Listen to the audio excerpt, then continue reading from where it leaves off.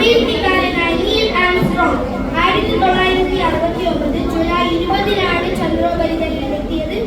July 21 വാഹനത്തിൽ നിന്നും ചന്ദ്രനിൽ ഇറങ്ങി നടന്ന നീൽ ആംസ്ട്രോങ് ആദ്യമായി ചന്ദ്രോപരിതലത്തിൽ കാലുകുത്തിയ മനുഷ്യൻ എന്ന നേട്ടം കരസ്ഥമാക്കി.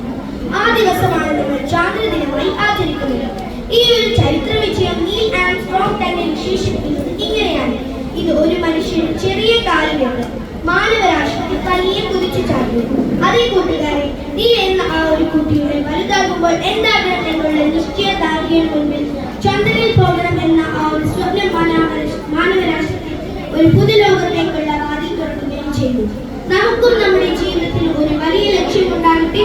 ആ വലിയ ലക്ഷ്യം സാക്ഷാത്കരിച്ചു വരുന്ന തലമുറയ്ക്ക് അതൊരു വഴികാട്ടിയായി മാറട്ടെ എന്നും എല്ലാ കൂട്ടുകാർക്കും ആശംസിക്കുന്നു. എല്ലാ കൂട്ടുകാർക്കും ചാന്ദ്രന്റെ ആശംസിക്കുന്നു.